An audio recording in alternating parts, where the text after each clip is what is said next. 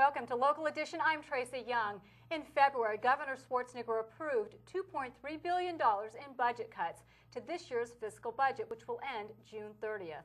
And joining us to talk about the areas that will be affected and the challenges of addressing an anticipated $16 billion budget deficit by next June is Assemblyman Bob Huff, who represents the 60th District. Assemblyman, when the governor released his proposed budget in January, he also declared a state of an emergency. And I was actually pleased to see that the proposal that the legislature sent was, I think it was about a week early before the session ended. Right. What kind of cuts came out of that? Well, some of the biggest was, first of all, I just want to explain, the biggest problem the state is facing, besides the $16 billion in growing deficit, is we're going to have a real cash flow program around the turn of the fiscal year. So part of what we did was a little cost shifting, so it wasn't really a cut as much as it was a delay. We gained several $100 million in some holding back some local street funds to local government, counties and cities.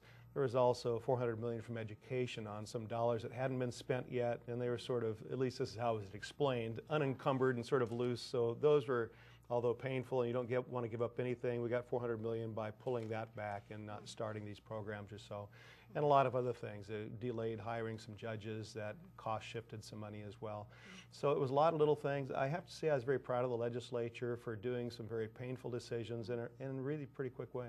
Was part of the fix also that we had, I think, about $3.5 billion left when we borrowed money last time on a bond to pay off that deficit, and that's going to help us for our short-term cash flow? That's true. We were actually, we had $15 billion authorized. We had not sold all those to balance it out the last time. So yes, that was part of the cash flow, was selling the balance of those.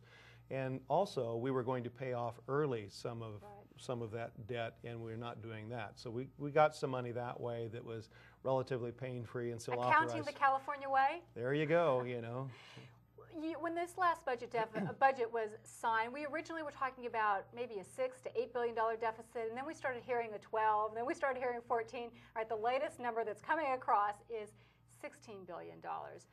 When does this end? Is that high? Is that low? Do we know? Well, when I talk to people, I always try to say whatever the latest number is and rising, because no, we don't know. As I've often said, our budgets are built on guesses.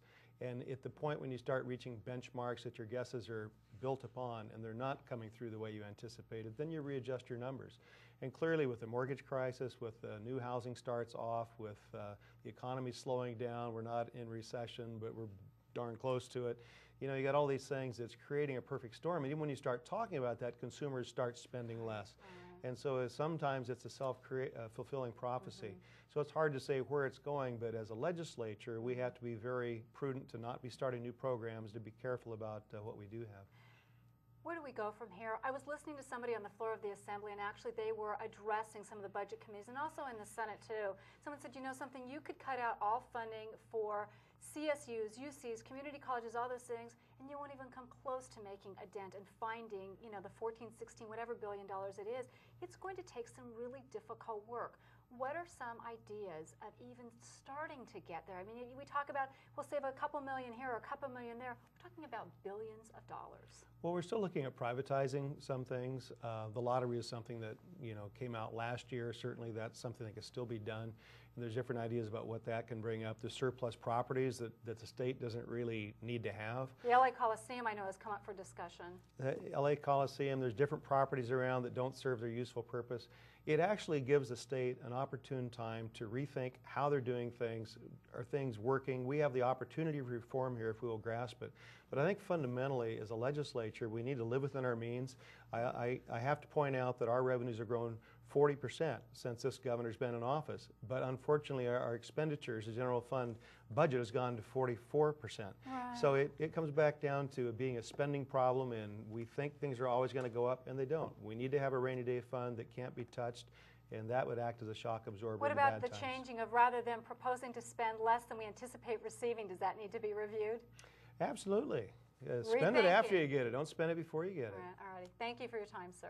Always a pleasure. For Local Edition, I'm Tracy Young. Now back to CNN Headline News.